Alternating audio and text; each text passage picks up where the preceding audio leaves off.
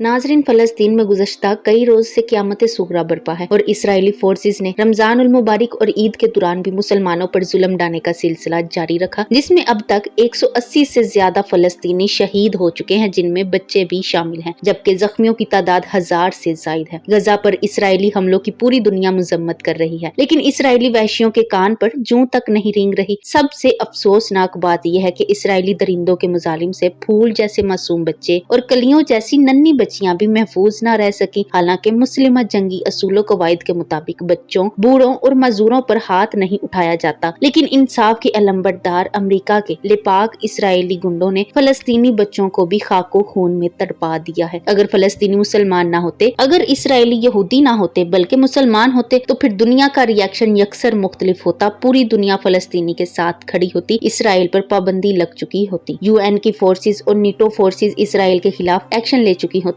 Israel को अभी तक मजबूर कर दिया होता कि वो फलस्तीनियों के खिलाफ पुरतशद्दुद कार्रवाइयों को बंद करे। अगर फलस्तीनी मुसलमान न होते तो अभी तक पाकिस्तानी देसी लिबरल्स की भी इंसानियत जग चुकी होती और वो फलस्तीन के साथ खड़े होते, ना कि इसराइल की तरक्की के ताने दे रहे होते। लेकिन शर्त ये है कि अगर फलस्तीनी मुसलमान ना होते। यहाँ वाजे करती चलूं कि ताकत 70 लाख इसराइली यहूदियों की नहीं, इसके पीछे खड़े तारीखे इंसानी के सबसे बड़े और मजबूत फौजी इत्तेहाद की है। ताकत भी ऐसी कि जिसका हर एक दिन का खर्च 3 अरब के पास जा खड़ा होता है। याद रहे कि ये नीटो इत्तेहाद का रोजाना का वो खर्च है जो सिर्फ दिफा पर लगता है। 70 लाख बमुकाबला 1.25 अरब कहकर खुद को नीचा दिखाने से कुछ नहीं होने वाला, क्योंकि हकीकत ये है कि अगर आप 1.25 अरब हैं तो वो आपसे तादाद में 2 गुना और ताकत में 100 गुना है। ये कोई आम लड़ाई हरगिज नहीं है। कुछ तो है जिसका जिक्र कुरान में भी है और तौरात में भी और ज़बूर में भी। और अगर किसी का मानना है कि ये सब कहानी किस्सा है तो फिर ठीक वैसा ही क्यों हो रहा है जैसा कि इन किताबों में बता दिया गया था। ये मुकाबला रहमान ब मुकाबला शैतान का है। वक्त आ गया है कि सबको मालूम हो जाए कि ये मुकाबला वही है जिसका चैलेंज अबलीस ने आदम को सजदा करने से इनकार करते वक्त किया था और सूरतुल असरा की आयत 61 से 65 में बयान कर दिया गया कि ताकि ढूंढने वालों को हिदायत मिलती रहे। बेशक मेरे रब की आयतें खुली और वाज़ेह हैं। ऐसे में अल्लाह ताला का अजाब इसराइल पे नाजिल हुआ है, जिसके बाद मुस्लिम ममालिक भी फलस्तीन के साथ खड़े हो रहे हैं। पाकिस्तान और तुर्की ने OIC में खतरनाक मंसूबा रखा जिसकी तैयारी की जा चुकी है और किसी भी वक्त इसराइल के छक्के छुड़ाए जा सकते हैं। अल्हम्दुलिल्लाह इस वक्त कुदरती हादसात में यहूदी अमवात ने खौफ फैला दिया है। फलस्तीनी इलाके मगरबी किनारे में मकबूजा इसराइली यहूदी कानूनी में इतवार 16 मई को एक हादसा में कई यहूदी शिरका की मौत वाक़या हुई है, जबकि 46 अफराद जख्मी हैं। ये वाक़या उस वक्त रोनुमा हुआ जब यहूदी अपनी ईद शफूत मनाने की तैयारियों में जश्न मनाने में मगन थे। खुशी से सरशार यहूदी शिरका का ये जश्न कोरोना SOPs और इसराइल फलस्तीन कशीदगी के पेश नजर सिक्योरिटी हवाले से गैर कानूनी तौर पर मुनक्किद हुआ था। दौरान जश्न रक्स करते अफराद पर यहूदी मरकज के अंदर बना हुआ स्टेडियम गिर गया, जिसके नतीजे में हलाकतें हो गई। ख्याल रहे कि ये कुदरती आफत से यहूदी हलाकतों का दूसरा वाकया है। 30 अप्रैल को इसराइल के शुमाली इलाके में एक यहूदी मजार पर उर्स के दौरान बगदौर मचने से 45 से जायद हलाकतें हुई थी। मुस्लिम ममालिक को इससे इबरत हासिल करने की जरूरत है। आप उर्दगान और इमरान खान को जितनी मर्जी गालियां निकाल लें, लेकिन इस बात से इनकार मुमकिन नहीं ये दोनों लीडर ही मुसलमानों और बिलखसूस फलस्तीनियों का मुकदमा लड़ रहे हैं। अमली तौर पर भी इकदाम करने के लिए तैयार हैं। OIC इजलास में तुर्की ने एक मुश्तरका फौज तश्कील देने की तजवीज पेश की जो फलस्तीनियों की हिफाजत कर सके। पाकिस्तान ने इस तजवीज की हिमायत की है। अब सारी बात अरबों पर आती है। दूसरी तरफ पाकिस्तानी वजीर खारजा ने भी कहा कि पाकिस्तान किसी हद तक भी जा सकता है अगर OIC मेंबरान पाकिस्तान के साथ खड़े हों। यहाँ एक बुनियादी बात समझ ले, इसराइल कोई अकेला छोटा सा मुल्क नहीं बल्कि यूरोप अमेरिका इसके साथ कौमी और माली हर एतबार से खड़ा है। दूसरी तरफ पाकिस्तान और तुर्की के साथ अरब ममालिक इखलाकी तौर पर खड़े होने के लिए भी फिलहाल तैयार नहीं है। बेहिस मुस्लिम हुक्मरानों और पाकिस्तान के कमर्शियल लिबरल्स और मरऊबीन मगरब से ज्यादा गैरत तो इटली की 11 बंदरगाह पर काम करने वाले मजदूरों में है, जिन्होंने इसराइल जाने वाले बहरी जहाज पर असलहा और धमाका खेज मवाद लोड करने से ये कहकर इनकार कर दिया है कि वो मासूम कनानियों और उनके बच्चों के कत्ल में मददगार नहीं बन सकते। मजदूरों की यूनियन ने इटली की हुकूमत से भी मुतालबा किया है कि इसराइल को असलहे की फरहमी रोकी जाए। भले मगरबी हुकूमतें इसराइल का साथ ना छोड़े, लेकिन ये मजदूर जानते हैं कि इसराइल जुल्म कर रहा है। काश वहाँ भी कोई ऐसा दानश्वर होता जो इन मजदूरों को बताता कि कनानी और पलास तो हर बरस ज़कात जमा करने के लिए रॉकेट फेंकते हैं। आप इनसे हमदर्दी ना कीजिए। यहाँ जो कमर्शियल लिबरल्स पाकिस्तान की ताकत और कश्मीर पे ताने दे रहे हैं, इनको फक्की देती चलूं। कश्मीर भारत के जेरे तसल्लुत था, पाकिस्तान ने हमला किया और आधा छीन लिया। आज 72 साल हो गए छीने हुए, लेकिन हिंदुस्तान हमसे 1 इंच वापस नहीं ले सका, हालांकि हमसे 10 गुना बड़ी फौजी ताकत है। ये वो फैक्ट है जिसकी तकलीफ देसी साख्ता दानिशवरों, बुगजियों और पटवारियों से बर्दाश्त नहीं हो पाती। कभी कहते हैं मिली नगमा गा दिया, कभी कहते हैं एटम बम क्यों नहीं चलाया, और कभी कहते हैं कश्मीर भारत ले गया। फैक्ट ये है कि कश्मीर हमने भारत से छीना था, इन्होंने हमसे नहीं। लेकिन ये कम ज़र्फ तबका कोशिश में रहता है कि हकाइक को उल्टा कर पेश किया जा सके। अब हमारा आखिरी और इस वक्त $1 मिलियन